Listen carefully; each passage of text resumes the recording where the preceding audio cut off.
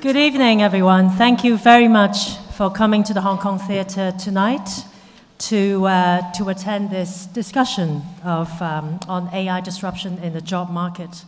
I think it's a topic that is in the front of mind for a lot of us because of the rapidly changing technology, the current economic environment, but also we're always thinking about are our skill sets relevant and how can we make ourselves contribute more to the society that we are in. So a lot of these questions sort of come together. My name is Christine Chow. I was an emeritus governor of the London School of Economics, and I've been in the asset management industry for about 26 years, working on technology and sustainability. To start off with, I want to highlight some house rules. First of all, for both online and physical audience to the LSE, this is a hybrid event, and it's hosted by the Inclusion Initiative. For those in the theatre, the fire assembly point is just outside. There are no additional instructions as to what we need to do, but that's the information. Please put on mute your mobile phones on silent so that we do not disrupt the event. And in terms of the running order today, I'll be speaking with the panel on their respective subject of expertise, and then there will be a Q&A session in the end, and finally a book signing by Dr. Grace Lordan and Dr. Michael Muthukrishna at the end. So this event will be recorded, and we're hoping to do a podcast from this event, unless there are technical issues related to it, but hopefully not. So why don't we start off with a brief introduction of the speakers. Why don't we start with you, Grace, and then we work through the panel. Yeah, so hi everybody, I am Dr. Grace Lordan. I am on faculty here in the London School of Economics in the Department of Psychological and Behavioural Science. I'm also the founding director of the Inclusion Initiative and also the author of Think Big, Take Small Steps and Build the Future You Want. So I'm Michael Muthukrishna. I'm also a professor at the Psychological and Behavioural Science Department. I have affiliations, do you want to move the mic? Okay. I also have affiliations in developmental economics and data science here.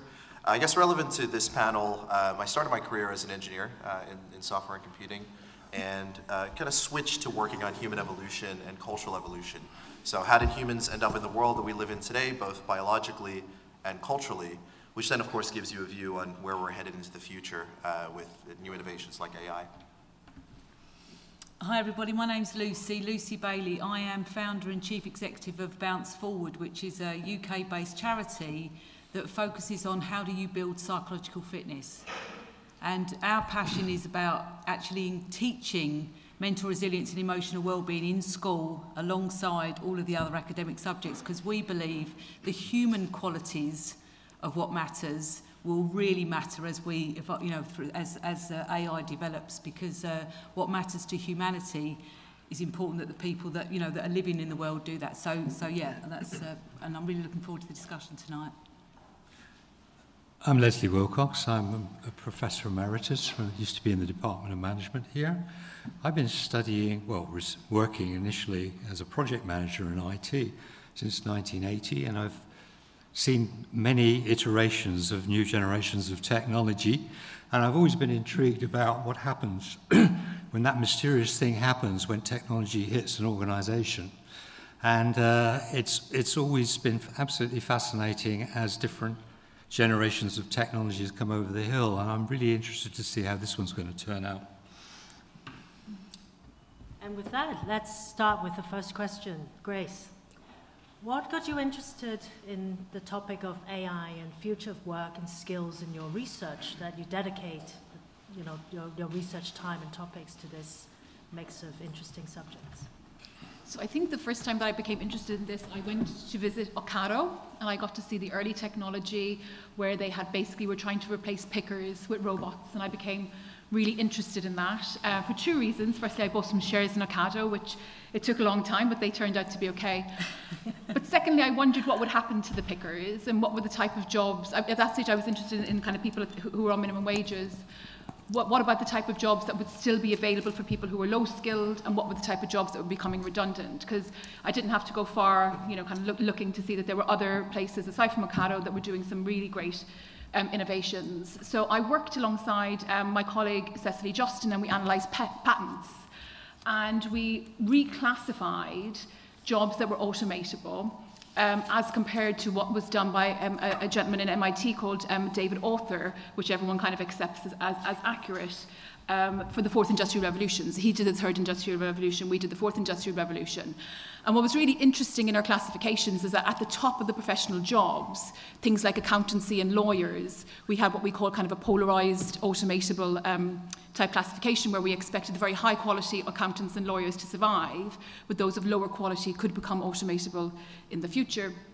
And then we also had some discussions around the technologies that were coming in for cars, etc. And we wrote this, I guess it was 7 years ago now, and it was published 5 years ago, and everyone thought we were incredibly wrong at our predictions of what we actually classified as polarized, automatable and automatable. But if you look now, with the most recent surge of generative AI, we were right. Patents were a really great prediction of what were the jobs that can be automatable, and what are the jobs that are likely to be polarized automatable. And since then, we've, with Cecily again, we've been lucky enough to enter a partnership with Citibank, and they've given us access to data that we can kind of scrape. And what we've become interested in is thinking, if we look even further forward and take the flows of jobs, which is basically job adverts, as a proxy of what's been happening over the last 10 years, can we learn anything about jobs that are becoming redundant, and which is more interesting, skills that are becoming redundant and skills that are becoming more popular? And what I found fascinating by kind of looking at this, what you would expect comes out. So data science is on the rise, and if you are a data scientist in the room tonight, you get a wage premium even now, and we're predicting as you go forward, congratulations, and you're predicting as you go forward that will sustain. What's interesting about data science, though, is that there's no definition of data science. So over the last 10 years, it's changed an incredible amount. So the things people are getting rewards for are actually changing, which means if you're a data scientist, you need to be adaptable. And I'm going to use the term soft skills, which I don't like either, but Lucy will go into why. But you can see this adaptability soft skill being priced in the labour market and people getting a premium. You can see collaborative leadership being priced in the labour market and people getting a premium. And for me, what I've kind of become slightly preoccupied with, which other people on the panel will have more interesting things to say, is, can we teach these skills? So if I was to pick three, I would pick collaborative leadership, adaptability. And the other one I would add is the ability to be in a room with people who have different perspectives to you. And I'm not talking about political, I'm just talking about on ideas, so much easier than what you might imagine. To be in a room with people who have very different ideas to you, who see the world very different, and putting those together, those outlier ideas together, so they end up being better than what they are. And that seems to kind of rely on a lot of skills that we're not teaching in schools, we're not teaching in university. I've been at the LSE for 10 years, and I would say robust discussions, the quantity that I've been kind of in rooms with, both myself and with just observing, have actually gone down. And I wonder, again, whether or not we can teach these skills. So I'm hoping somebody on the panel will be able to give some insights into that. So if you're in data science, stay there, but if not, maybe think about focusing on collaborative leadership, really being able to engage really being able to engage in these critical discussions. Great that you talk about data science. I think back in the days when I was a student, it was called operational research. It sounds a lot sexier now, if that's a word. But and also about the polarized automation for accountants and lawyers. If we look at, we read the news, many of the partners at law firms and accountancy firms, they're paid a lot of money. So think about income inequality in the society that we're facing, but also the skills that could be replaceable and maybe free up some of those high salary for other types of jobs. But anyway, let's go on to Leslie. You have also been doing a lot of research as well, but also other consulting type projects in the field of AI, automation and the future of work. So taking research into practice, what are your views on how well companies are adopting these technologies and dealing with the workforce challenges? Well, the big storyline, as you know, the default headline is there's this 10 to 13 digital technologies headed by AI that represent a tsunami which was going to be overwhelmingly adopted quite quickly, and that it results in massive job loss. And it could be a benefit to mankind, but it's probably very challenging as well. That's the storyline. It's unfortunately, it's not a very good storyline because the evidence doesn't support it. The ability, I'll just focus on the present. Organizations' ability to manage this technology is very mixed. I'm talking from a database of 1,200 organizations I've been following since 2015. Basically, every sector is divided into 4 kinds of organization. There are the leaders, it's about 20% typically in a sector, that can adopt this stuff, but still experiences staff shortages and various blockages. There are about 25% of followers who are trying to get there. There are then about 35% laggards, and then the rest struggling at about 20%. In every sector, this is the case. So clearly, the ability to manage this is questionable. So, for example, we're talking about AI today. I think the latest survey was by McKinsey, and they found that potentially AI could replace 10% of the jobs in the USA, but also only a third of organizations have adopted an AI capability, a third of organizations in one business area. That's not a huge take-up. And the sort of benefits they're getting are typically 16% cost reduction on average across sector and about 6% revenue growth as a result of these technologies. So you were talking very small figures when you compare it to the headlines. And there are very good reasons why organizations struggle. First of all, they're all siloed. There are 8 silos that you have to transform if you're going to introduce digital technologies in a meaningful way. Processes, structure, strategy, skills, data technology, managerial mindsets. You're fighting a losing battle against this kind of siloed organization. Not surprisingly, if you're a startup, it might be a lot easier. There's also, and this is not well documented, but I'm finding that the absorptive capacity for change in organizations is running out. Organizations can't move this fast as the technology is being researched and created. So there's that problem. Then there's the actual problem with the technologies. So if we talk about AI, we've heard some serious problems with it. Well, I wrote a paper for the LSE Business Review that said, well, there are actually 9 major challenges you have to deal with before you can implement this stuff. It's brittle, it's good at 1 or 2 things. Generative AI is an exception to that, which is why it's interesting. It's greedy, it needs large data sets and lots of energy. It's opaque, it's a black box problem that we have. It's hackable. God knows it's hackable. It's shallow, it doesn't understand in any way what it's doing. I mean, there is what I call a reverse Polanyi paradox. Michael Polanyi came up with this saying that humans know more than they can say. Well, with AI, it says more than it knows. In fact, it doesn't know anything. So, in a true sense of the word, and we'll come back to this human issue later on. It's invasive. My friend Shoshana Zuboff said once, privacy has now been extinguished. It's a zombie. It's fakeable. We've seen plenty of examples of that. And it's amoral. It has no moral compass. So this is where humans in the loop become extremely important, of course. So there's massive challenges here, and all this stuff ought to come with very serious health warnings in terms of social responsibility and other reasons. And the last point I'll make is about where is the workforce moving to, and explain this. Well, there is a big opportunity. The opportunity is moving to what I call the digitalized flexible organization.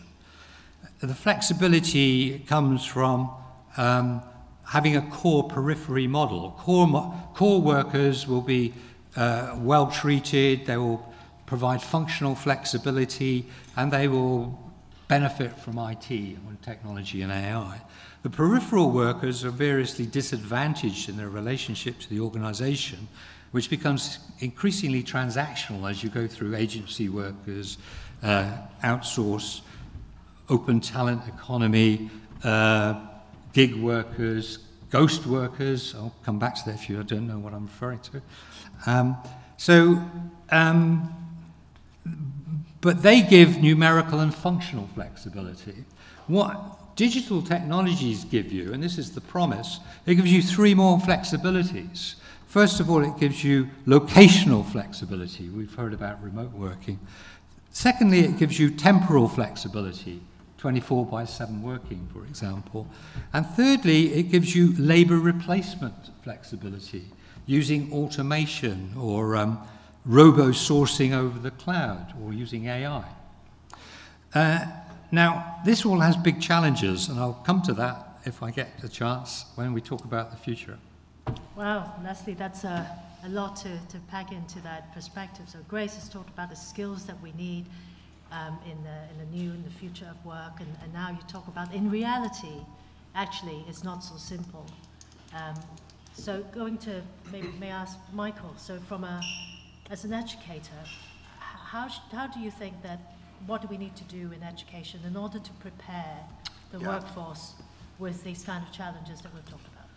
Yeah, so I mean, one of the big breakthroughs, I would say, in our understanding of humans and human evolution is that a lot is going on in our teachable software, things that we often take for granted. So, schools teach us how to reason, they teach us to sit down like you guys are doing right now and listen to someone in the front. They teach us how to count, things that our ancestors couldn't really do. But schools, became formalized and became compulsory with the first industrial revolution. It was kind of the factory model applied to creating good factory workers.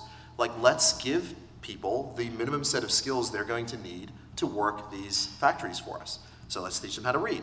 Let's teach them how to count. Let's teach them how to absorb information, accept instructions, and sit quietly and do what they're told to do. In many ways, schools haven't really kept up with not only a post-industrial society, but an information economy, and now certainly an AI economy. And it's in very few places that you start to see a shift away from that. I was in Estonia last month because they had, in 1991 was the end of the post-Soviet occupation. 1997, they said, okay, look, we're a small country, we don't have a lot of resources. Everything depends on the future of our people and what's in their heads. So how do we leap ahead of everybody else? So what they did was they looked all around the world, and this is kind of, to what Grace's point about kind of being social. They looked around the world and said, what are the best practices from everywhere, and how do we deliver this in the best possible way? And they incentivized their teachers to do this. And so very quickly, they ended up at the top of the PISA table. So these are scores given to students all around the world. They are ahead of every other Western country on math, on reading, on science, and they spend less per pupil than the OECD average. They also, one of the things that they did was invest in technology in 1997, so they were thinking ahead, and they said, we're going to introduce reading, writing, arithmetic like everyone else, but also algorithms in elementary school. We're going to teach people to be thinking in ways that make them well adapted to using technology. And so now they have the highest number of unicorn companies per capita anywhere else in the world. So these are $1 billion companies per capita, which is astonishing, right? So I went there and I said, I spoke to the education minister who had established this, as well as some of the leaders at the time and the current leader. I said, where are you going? And they said, well, the next wave is AI, and a lot of education systems around the world are ill-prepared because they're stuck in a kind of path dependence. So we need to figure out, how do we break out of that? So one of the ways that they do that is they give schools and municipalities a lot of autonomy to be able to go in any direction, and they test different things because none of us knows exactly what the future looks like. None of us knows what's going on. And so in many ways, to outcompete AI, we kind of have to put the human collective brain together and try different things. So I'll give you an example of something they're trying. So in 30 schools right now, they're flipping homework and schoolwork.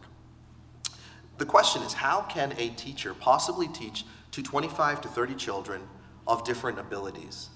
What ends up happening is the top end gets ignored, the bottom end doesn't get as much attention as they should, and you kind of teach to the middle. So the flip side is, okay, let's give access through now AI as a kind of teacher, as well as the best educators around the world, to children at home. Let them go through the material at home and then come to school and do what they would normally do in their homework based on their skills level. So the teacher is not a deliverer of knowledge, they're a facilitator. So, this is the kind of thing that more broadly is trying to go, okay, well, what are the skills that are important? Why are we filling our children's heads and at the level of education, at the level of higher education, university students, with things that they can access? Because the world's knowledge is at their literal fingertips. When I was in middle school, right, my middle school teacher was like, you better get good at mental math. You're not going to carry a calculator in your pocket. I mean, he didn't foresee the iPhone, right?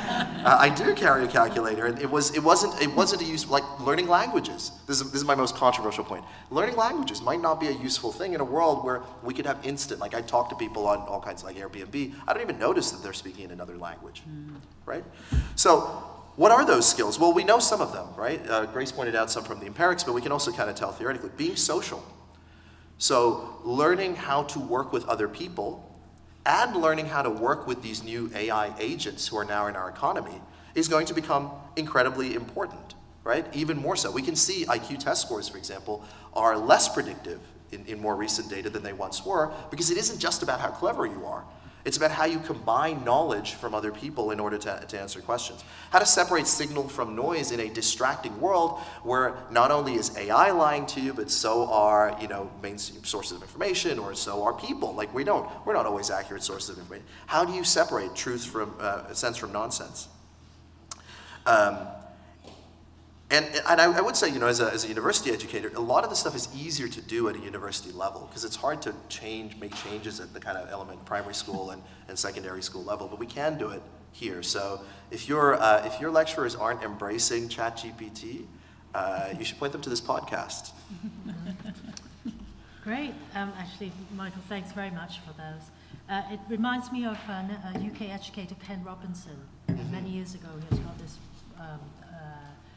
TED Talk. It talks about how we are educated out of our creativity, and now I guess there are other skills that we're being educated out of as well. And let me go to Lucy. Lucy spent a lot of time working with youth and children education. How do you respond to these recommendations of what we actually need to do in education now? What are the challenges, though? I mean, Grace talked about soft skills. I don't think there's anything soft about understanding our brains, how they work, the things that are important to humanity, caring about ourselves, caring about other people, learning empathy. None of these things are soft. If I asked any one of you to think about what you were feeling right now, it probably would be quite an awkward question. And yet we're all feeling things, and those feelings matter for the world. Because we're not thinking about what we care about, we're not caring about anything, and that's bad for the environment and for us, right? So there's nothing soft about these skills. But I get really sad when I sit in an environment like this, which is sort of it's unusual to me because I'm usually in schools on the ground talking to children and teachers in an education system which is just not responding to any of the things that have been spoken about so far. Can we use the word human skills? Human skills, I love human skills, yeah. We are still standing at the front of classrooms, sharing information which is apparently important for children to learn, and then testing the hell out of them to make sure that they're ready to pass exams so that they can end up sitting in the chairs that you are there, potentially earning working in the jobs that earn the most money. I think it's wrong. I think we should stop thinking about growth in terms of how much we earn, and I think we need to start thinking about growth in terms of the impact that we have and the difference that we make to the world. Because if you start flipping things and coming at it from that angle, we start caring and valuing about the things that I think matter to humanity. So one of the things that we do at Bounce Forward is encourage schools to teach what we call psychological fitness. Psychological fitness is a combination of mental resilience and emotional well-being. At the heart of our lessons are 5 competencies which come out of sort of neuroscience based on positive psychology and those sorts of strands of work. But 5 qualities. The first is human connection. So the social aspect of it is absolutely at the heart of what matters. Flexible and realistic thinking. If we want children to be able to adapt to the world and to be able to respond to, they have to be able to think flexibly. They have to be able to think realistically about what is going on.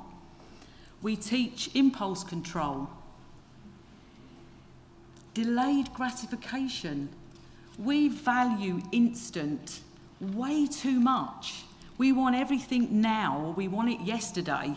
And again, is that good for the environment? No, it's not. Actually, impulse control and recognising that actually there is some benefits in us not getting everything immediately is actually a benefit to us human beings. Teaching self-awareness and compassion. Who am I? Like, what is important to me? Who am I as a person? And how can I understand myself? And how does that matter for the people around me? If we don't think about that, what we have is a load of egotistic human beings that only care about what matters to them and not about what matters to anybody else. And again, it doesn't matter. And the final is hope and optimism. And behind each of these things are theoretical, ideas that work in terms of what matters to human beings. And what we're trying to do at Bounce Forward is to get those lessons taught, one lesson per week for every single week of a child's education.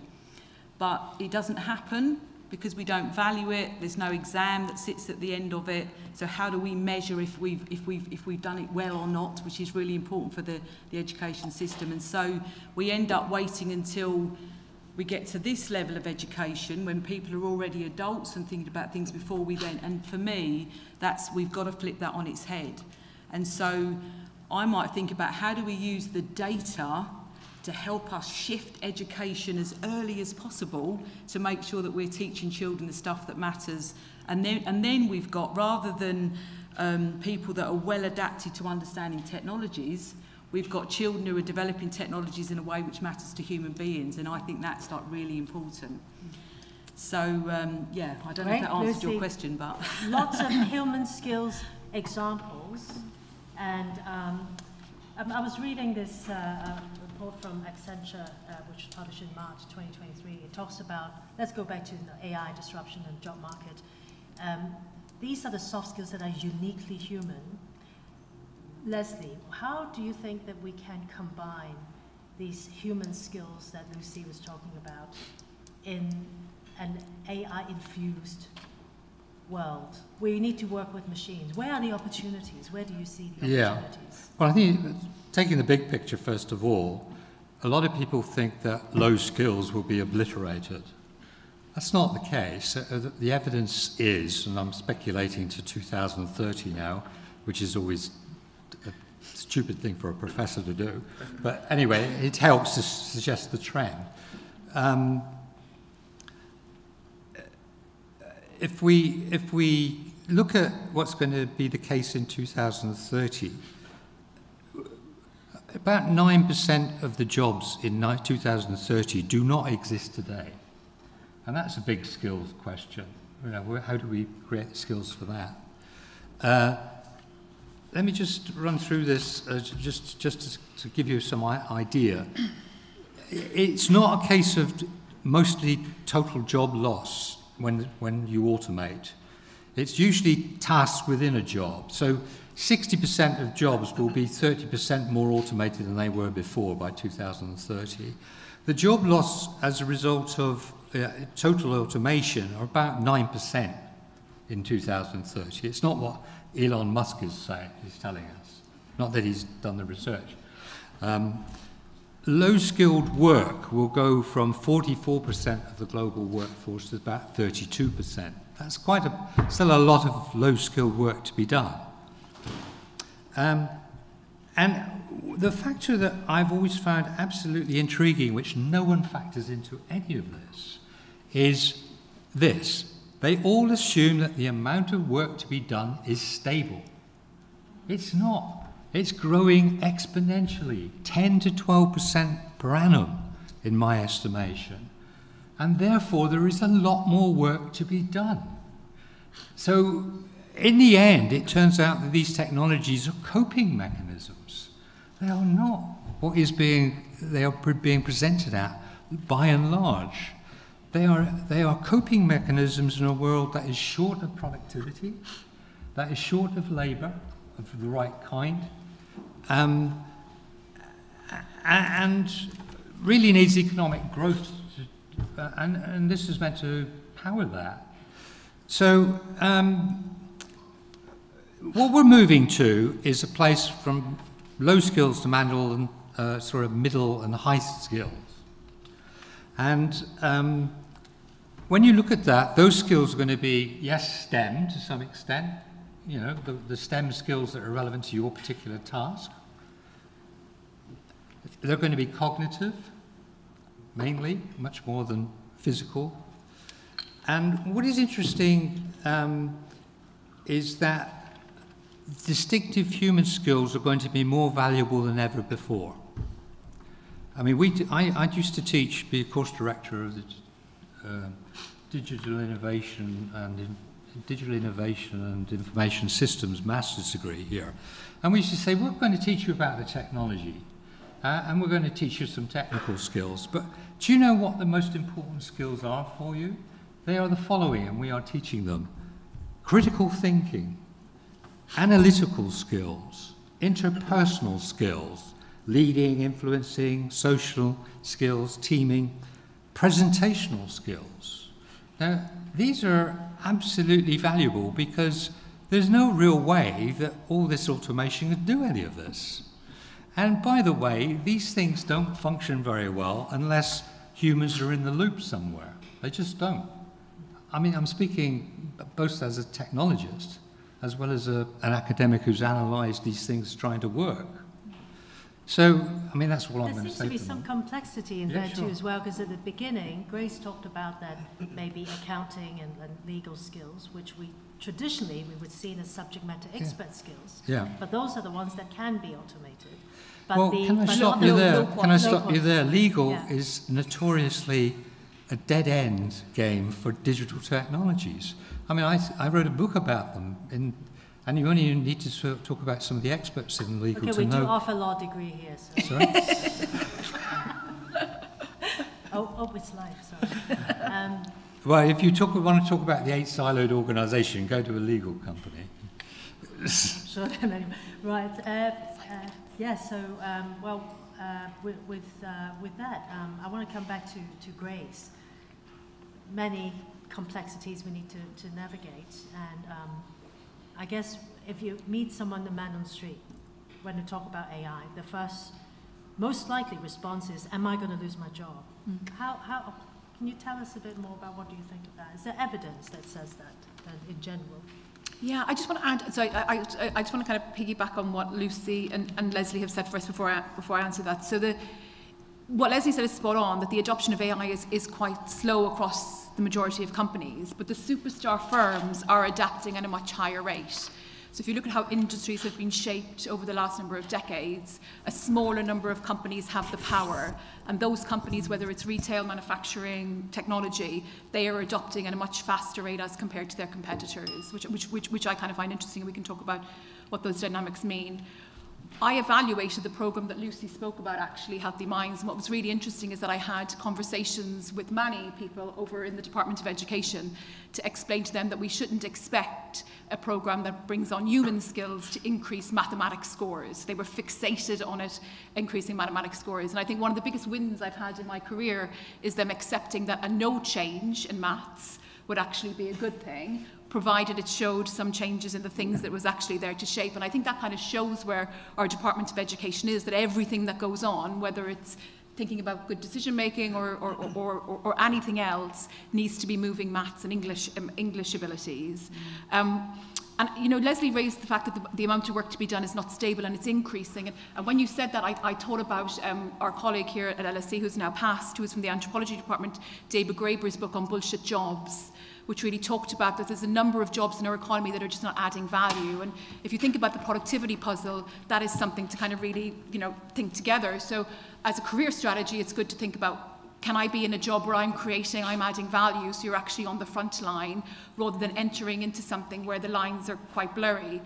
And the reason I say that is because the last technology shocks and layoffs were really quite interesting. We had obviously Twitter get into some trouble, now X, so they decided to lay off lots of employees, and that was followed by layoffs in Microsoft, Alphabet, some of the big companies. And what's really interesting about Microsoft and Alphabet is that they have huge amounts of cash on their balance sheet, so they could have kept those workers on even though their share price was dropping. There was actually no need to let them go. But if you look at the types of workers they were letting go, they align quite well actually with David Graeber's bullshit job type jobs, which are the jobs where you can't see the line to value. Now, it doesn't mean the value isn't there, it just means you can't see the line to value. And that really interested me and depressed me kind of in one way, that we don't see companies kind of insulating their employees, which is something that I'm quite passionate about. But I think about it in this particular case as well. If we look at the type of jobs that are likely to be replaced by automation, in a static model, as Leslie said, not thinking about what would be the jobs that would be created, the ones that are staying are actually the frontline jobs. And if you think about it, at the bottom of the distribution, you can think about kind of carers and nurses. If you think about those high quality lawyers, they're the ones that are going to be having the complex conversations about mergers of acquisitions. The data does show an interaction between technology and job loss if you look at the kind of labour markets evidence, and it's really, really small. But the biggest impacts are for older workers. So if you kind of drill into the data, you see the biggest impacts for older workers. And that's, I think that we're failing to reskill our older workers or to offer new skills or kind of upskilling to older workers when they do become redundant in firms. So anyone who's interested in policy, it's kind of an interesting thing to think about. I'm an optimist about the future of the work on a whole. I don't think, like Elon Musk, we won't work. And I think the reason that we won't work is because people believe work is valuable. And as long as we believe work is valuable, we'll stop bringing AI on at the speed that it should come on. So we'll see a much lower transition. But I do think we'll have a transition that will be quite painful for some people in our economy. And the saddest thing about that is that the governments don't really talk about it. So what should the safety nets be for somebody who's 40, their job is gone, and they might need to reskill? So giving them more opportunities, and we're quite bad about thinking about that. So optimistic in the long run, but a little bit of pessimism. Yeah, I want to make sure we have lots of time for Q&A. And in terms of the format, I would take 3 questions at a time here, and then we'll move on to online audience. So I do have questions for you both as well, but I think it would be great to open it up to make sure that Right, 1, 2, 3 to begin with. Is there a microphone? Why can I see the online questions? So Nikita will call them out for you. So when you're ready, she can do it. Hi, my name is Jibu Elias. So I'm an AI researcher and ethicist. I created India AI, the Government of India's AI initiative. And I also sit in Global Futures Council for AI at World Economic Forum. I'm here for the AI conference, and I'm visiting my alma mater after 15 years, and I saw this conference, and I didn't want to miss it. I have 2 questions. First is, as much as I've been in this space for 7 years, and 3 years ago when I asked this question of jobs, the normal answer I got was AI can't replace certain human elements, and they said, artists were safe, writers were safe, right? This was the usual answer. Now we see where we stand with Midjourney and ChatGPT and all those things. Now, what makes us believe that AI won't be able to replicate these human emotions? Because we have certain humans, we can call them sociopaths or whatever, who don't have this empathy, but they can replicate it through their behavior. Now, soon someday AI can replicate that through its communication. So how do you say that these soft skills will make us relevant in the job space? That's the first question. Second is something Grace, you mentioned about older people in the workforce. So one thing I normally hear is that you need to reskill, you need to upskill. I have literally seen many people lose job. People who worked as freelancer in platforms like Fiverr, copy editors, so many copy editors working in many media organizations losing their job. I know 50, 55-year-old copy editors losing their job. And what will you tell them to reskill? You can't ask everyone to learn to code. You can't ask a 55-year-old person who spent most of their life doing a particular job, go and learn coding. And even if they do, how effective that will be. So this is what will we do with this kind of situation? And finally, one thing I always hear, which becomes a sort of a cliche statement, is that AI is not going to replace job, but more jobs are going to come. Now, statistics says that there's a report by World Economic Forum which says that there will be 2.6 million new jobs in machine learning and data science that will be created by 2030. But then you look, Goldman Sachs report says that 300 million jobs will be automated by the same period. So I think, just to add, it's not like there will be automation, it will be like 10 jobs will be automated in a way that one person can handle that 10 jobs. So I appreciate your positivity, optimism, Grace, but how do we address this challenge? Can I ask where you get the 300 million jobs lost figure from? Goldman Sachs report. Where? Goldman Sachs report. It was an analyst. Goldman Sachs. You just demonstrated your human skills by turning one question to 3 questions, which is quite amazing. Please, so we keep an eye on the questions. Your question, please.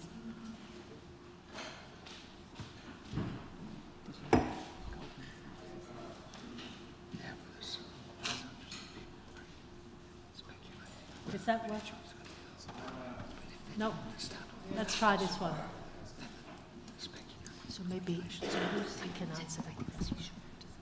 Can I take the first? I'm a master's student in philosophy here at the LSE. And so being mindful that this event is actually hosted by the Inclusion Initiative, I'm wondering what the effect of AI will be on people with physical and mental disabilities, because there's a lot of talk about whether it will help them perform better in jobs that normal people do, or whether it will be a hindrance. And I think that there's a lot to be said in the tech space for adapting technologies like AI to people who have physical and mental disabilities who are not necessarily able to perform jobs that normal people are able to do. And I think there's different aspects to being physically disabled but mentally disabled, and I think that AI as a cognitive technology really has a lot of potential for people with mental disabilities in particular, but also physical disabilities, to contribute more and more powerfully to the workforce and have more impact with their work and through their jobs. Thank you. Thank you. Over there, please.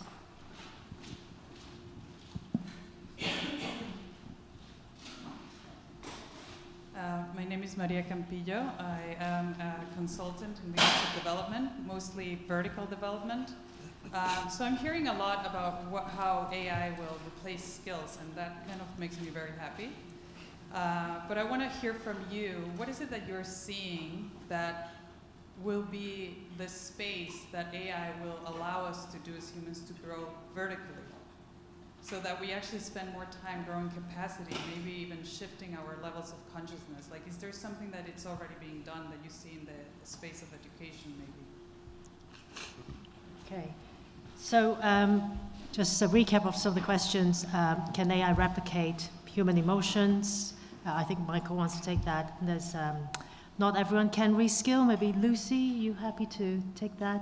Or would that look like impact on people with disabilities? Grace, you happy to take that? And maybe Leslie, the last one. How do we grow vertically? How do we grow vertically? Or will AI give us the opportunity to grow vertically? Oh, what opportunities will AI give us? Yes. Well, I've always used technology to augment my ability to do things that I like doing, and take away the pain of things that I don't like doing. So, for example, this morning, I spent all my time referencing an editorial for a journal I run, and it was the biggest pain in my life. Generative. It is dreadful. It's made me want to give up scholarship altogether, because, and seriously, generative AI can do it. Other scholars have used it, and it does it in about 5 minutes. So, and no pain. I just drink coffee while it's doing it. So I'm learning that very, very quickly. So you will find, this is my point, you will find unanticipated uses, because generative AI is relatively different from all other AI. It spreads itself across 6 areas and can create content. And it spreads itself across text, image, video, and most of the other areas that involve some form of data. Coding, for example. I've talked to programmers who said, well, you know, coding is a real pain and accuracy is very difficult, but if I learn how to use the technology and I understand what the technology can and cannot do, then this is a huge advantage to my life. And it makes you more productive, can do. There's a lot of examples where it hasn't. We won't go into that at the moment, not generative AI, but IT generally speaking. And there is a serious productivity problem that we have across the major 20 economies. The reason that Japan and China and similar countries are automating like mad is because they have labor shortages, believe it or not. They cannot meet their economic growth targets. And they have a demographic that says, you know, there's lots of old people, they're not going to learn these technologies and they're not going to be in the workforce. There's also a lower birth rate going on across a lot of things. So yeah, that comes back to the question on how do we reskill people. Maybe Lucy, you're happy to take that. Yeah, I mean, I hope technology helps, but I don't know. I mean, I sort of think we're coming it the wrong way round. You know, we're learning a lot now. I mean, I work in schools where we're spending so much time putting children in alternative provision because they're not able to cope within the mainstream setting because of often, you know, mental disability, physical disability, yes, but often mental disability. What's that about? Surely the education system should be engaging and supporting all young people.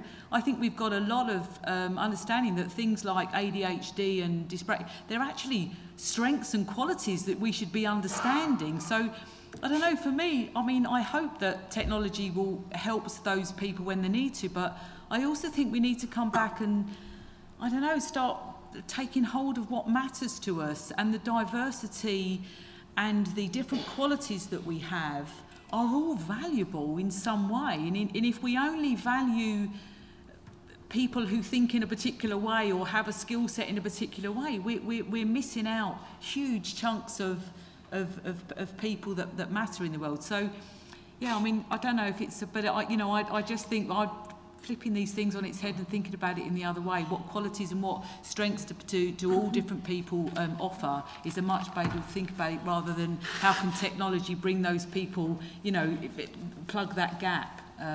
Because in education we're seeing an awful lot of young people outside of the system, and I think that's wrong. And Michael, can AI replicate emotions, or can we program them to look like as if they do? Well, look, you know, I think I actually agree with the gentleman in the front. It's hard to know what AI is capable of doing. I remember in 1997, you know, when Deep Blue beat Garry Kasparov, they're like, well, chess. Limited space. AlphaGo, Go. There's no way. It's too large a space. And then, no, that's of course, the one before AlphaGo. Yeah, yes. They came along and beat them. And no one thought that, writers and creative people were a threat. They were like, that's definitely a human skill, and here we go. I think it's hard to anticipate it, but when AI turns up, we see kind of two patterns. One is that it raises the average person to a skill level that was previously possessed by only those with the necessary skill. And sometimes it's small. So, in 2006, I think it was Firefox 2 introduced spell check. And for those of you who were around at that time, spelling on the web was atrocious before then. It was, honestly, it was awful. And now it's like, it's baseline, people can spell. And so the baseline gets lifted. We're all capable of producing quite good writing now, using ChatGPT. Sorry? In American. Spelling in American? Yeah, because you put in an English word, it tells you that you spelled it wrong. You can change, but the default is American. Right? Yeah.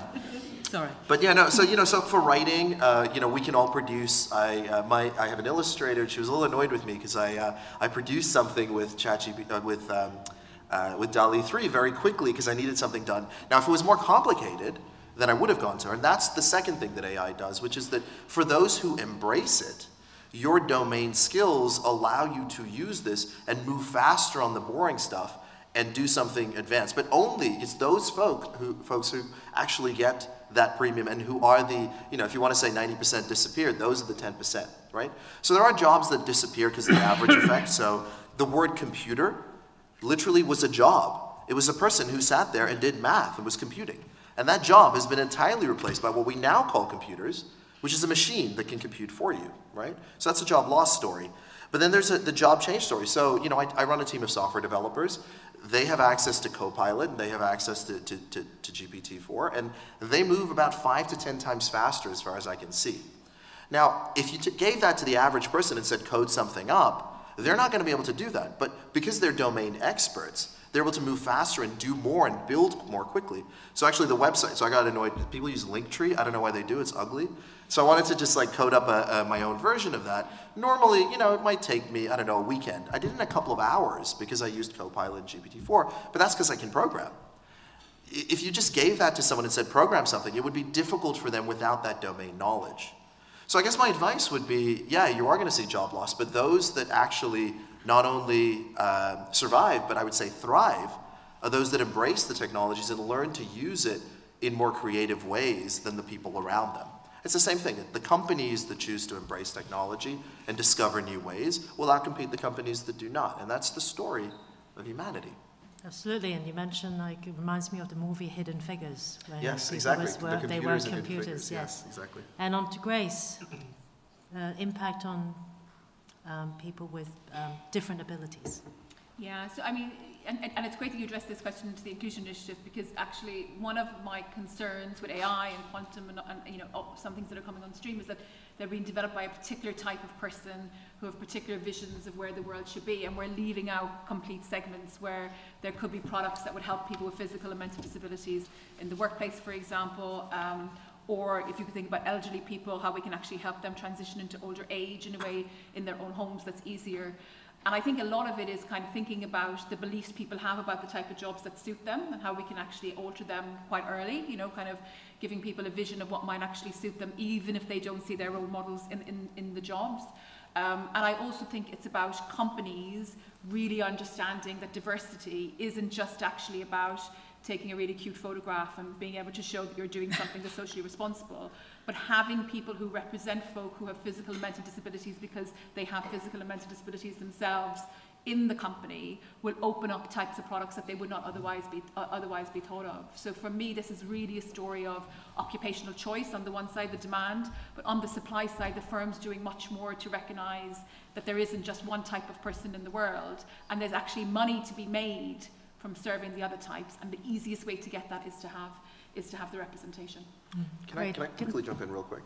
Yep, and then we quickly check if on that. One example that really changed my mind about the role that AI plays is the finance sector and quants, right? We have technology like AI or machine learning algorithms that have been running for a long time, and they're not out of jobs, but it's harder and harder for the average person to get that alpha. But the fact that that industry is huge and people are getting loads of money is because they've found ways to integrate the human with the technology. Correct. Any questions online? And then we'll come back to live. Yes. So online we have one question from Malvina Matochi, who is asking how would the panel assess the impact of AI across different generations? And then there are how can you assess the impact of AI across generations? And then there are a couple of questions on the theme of would having AI in the future not increase the existing inequalities within the economic field, especially related to gender and people with disabilities, and would there be bias included for sections of the society which are disadvantaged? Yeah, I think the second one is quite complex to answer, but let's focus on the first one, which is how would it impact generations, and then we'll move back to the live question one. I'll have a shot at the second if you don't mind. Okay. Yeah, I mean, I can give just, because I think it was an evaluation question, how can you evaluate it? And I think it's looking at things like the jobs people have, the quality of the jobs, the income that they're earning, but then also some of the things that people in psychological behavioural science think about. So happiness, mental health, other things that actually matter in people's lives, and looking to see across generations if there's differences. And I'm guessing, given the conversation that we just had, that maybe we're not catering to the older generation the best with the products that are coming out at the moment. And I know that to be true, actually, from looking at the sector.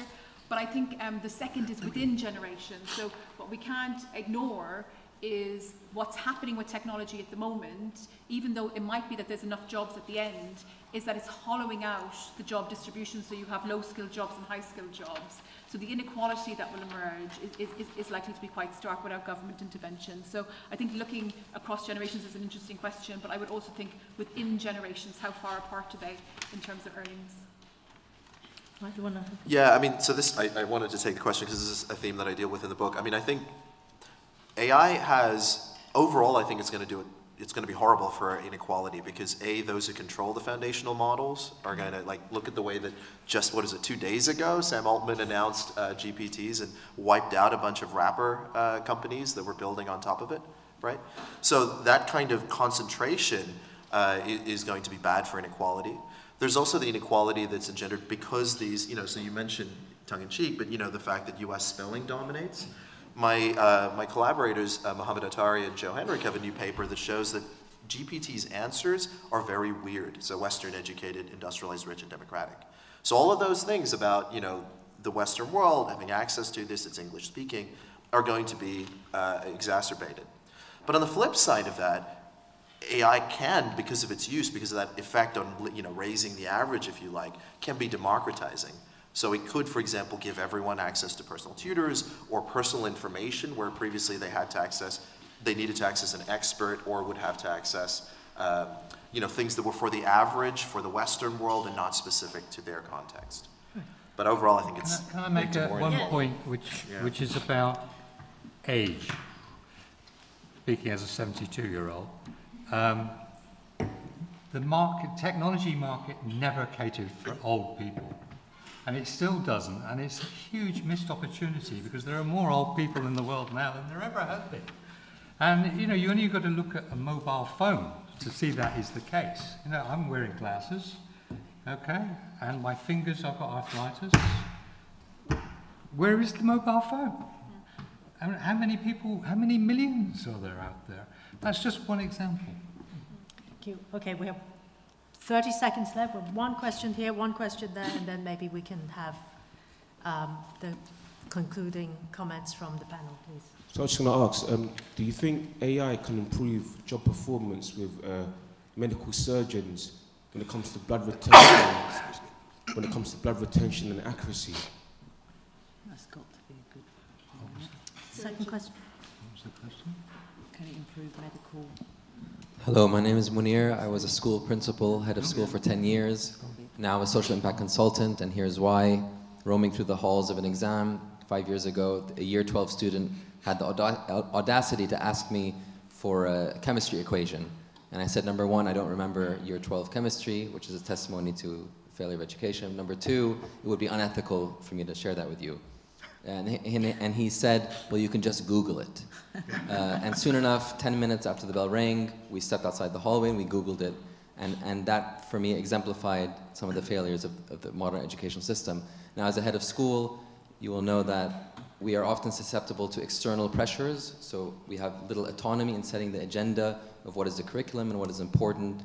There's government, inspections, accreditations, parent perspectives. So in taking a systems-based approach to education, can you give some examples of key players who are leading the field in redefining what education is in light of AI disruption and what future skills and relevance could look like? Right, thank you. Who would like to answer the first question? Sorry, I can't hear the question. I can go first if Please you like. go ahead. Yeah. They're not. So machine learning algorithms are a function of the algorithms, but also the data access and of course energy. With the in the medical sector, yeah, of course, if you had all of that data together, radiologists might be able to do a better job, but often the barrier is access to that because they're medical records. There are, China, for example, is a world leader in facial recognition.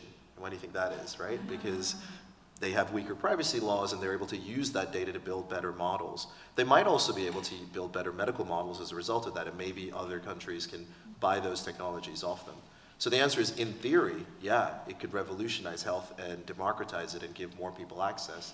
In practice, for good reasons, some of the regulatory environments can prevent that. And on the second question? I mean, I don't think there any education, at child level that are leading in this space at all. I think floundering around, like trying to, you know, for all the reasons that you said, like what the system values is such a pressure that, you know, ground up, which is what you need, like ground up change is just, it's impossible. You know, I would love to see a school that was sort of leading the way, but I don't know. But do you know what? No. Yeah. We are now 2. Yeah. I mean, does anybody know any schools that are? Yeah, I mean, you know, I think centralization is a big problem. So, Venki Ramakrishnan, the former head of the Royal Society, he referred to the A-levels as it's no longer fit for purpose. Yeah. Because it's overly, you know, 3 to 4 subjects, like in a world where often it's the interconnections between subjects, you have kids who are walking around without any knowledge apart from those 3 or 4 subjects that they took. So in this country, I think that's a problem. You know, people opting out of the education system might allow them to try different models. But in other places, you know, I mentioned Estonia, charter schools in other countries, they have the ability to experiment and try to integrate these technologies and see what works, and then maybe others can learn from them. So. Well, if I may add to that, then if the system is not working as we expect to, it is our individual responsibility to try to break out of that prison too. So it is about taking ownership as well. And with that, I would like to ask each of you to have a 1-minute concluding comments before we go into the book signing session. Leslie, may I ask you? Well, I think one's got to take this very personally. And so I think there's a couple of things you could do. One is you really do have to listen to the technologies and where they're going.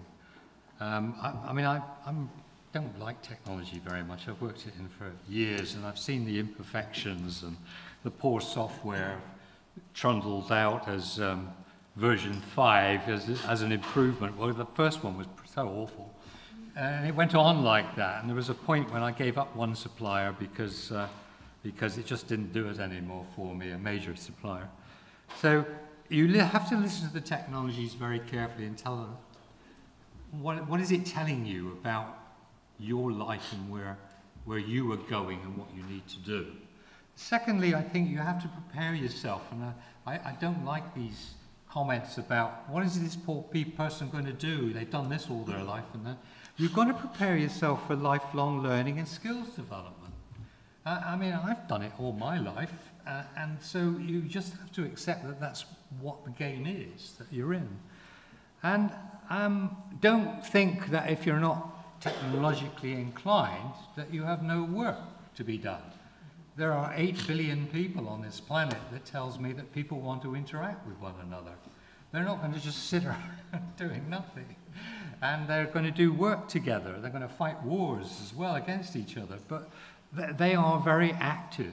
And so these human skills that are very distinctive of humans, and I really think there are some that cannot be replicated by automation, and you know, I'm happy to be proven wrong at some stage, but I can't see it myself, not at least in my lifetime. Those distinctive human skills are worth working on. They are hugely valuable, you will find, when you actually get out there and start doing work. Thanks. Lucy. I mean, for me, you know, you said what matters, you know, the meaning and purpose that we have in the world is the thing that matters the most. I mean, I'm a natural pessimist, but when I sit on a panel listening about AI, I get even more pessimistic. Because for me, the question is, why does what I do matter? And why does it matter in the world? And, you know, we are social beings, and that, to me, has to be at the forefront of any development in any shape and form. So, for me, you know, and meaning and purpose, you know, part of that is being able to connect with other people and have, you know, social companions and all of that stuff. So, yeah, I remain hopeful, but I'm quite pessimistic. Yep. What's Michael's view on that? I'm quite optimistic. No, I mean, look, times of rapid change are profoundly disruptive, but times of rapid change are also opportunities for people to get ahead, and you know, because everything is changing. We saw that during the Industrial Revolution, artisans got replaced, but the great industrialists emerged. We saw that during the late 90s and early 2000s with the real boom in the internet, right? Many people made a lot of money and made some real strides in their lives, and we're seeing that again today. So I think the barrier to entry is actually lower in some ways, because you don't have to be a technologist to be able to talk to these technologies in a human language. So I would say embrace it, think about how you can do it, and you have a comparative advantage because you know your domain, and so you may think of ways to use it as other people don't. And I walk the walk in the sense that, AI has become an everyday part of my life and my work routine. And with my kids, they're kind of opted out of the system a little bit in terms of education because of these new opportunities. So I would say to all of you, figure out what you're good at, and then think about how AI can multiply that. And Grace? Yeah, I mean, I think I kind of stick on the same theme as three other panelists. I think it's kind of good to think at an individual level. How are you going to get those skills, those kind of continuous-based skills? And if you look at the funding across companies, there's big heterogeneity in it. So maybe you don't make a decision based on a salary, but you make it based on how much they're actually going to give you to get skills and how much they curtail the skills. So for example, some of the deals that people are doing on their contracts now, they need to do 30% of their budget for company skills that the company chooses, but 70% they can do whatever they like. And you should really embrace that and go wide and become a generalist. And I think, we spoke kind of about people getting reskilled along their careers. Everyone in this room is probably going to have multiple different careers in their lives. I've been in the one job as an academic, but what I've actually done, the content has changed so much over the last 10 years. I couldn't recognize the job that I had 10 years ago. So you'll either be like that, where you'll adapt within a job, or you'll go out and get a different kind of type of job title. So I'm optimistic, and I never thought I would say this in an event like this, but I was really optimistic about Boris Johnson's levelling up scheme, believe it or not, because the idea behind it was really good. We leave school at 18, you have an amount of money that the British government give you, and you can cash it in when you're 22, 32, 42, 52, 62, sending signals to people when they're young that actually learning isn't necessarily over for you and you can choose to wait. And I do hope, whoever is the next government, that they resurrect something like that, recognizing that people can retrain at any points in their lives. And one thing that's been a thread of what we said today is beliefs. Do you believe that there's going to be more jobs created? Do you believe that AI can take over jobs? Do you believe it's going to be positive and negatives? Beliefs shape the future, because ultimately human beings are choosing. So if we decide that actually everybody can, retrain, and there's going to be systems there at 40, and you exit your education system at 16 with that belief, we will see more people retrain. And with that, today we've learned, we've discussed some more skeptical views of AI and the future of work. We have a more optimistic view of what it could look like, and the books that you can read about what those might mean. So there will be a book signing just outside after this session. So please join me in thanking the amazing panel that we have today. I hope you had a good time. Thank you.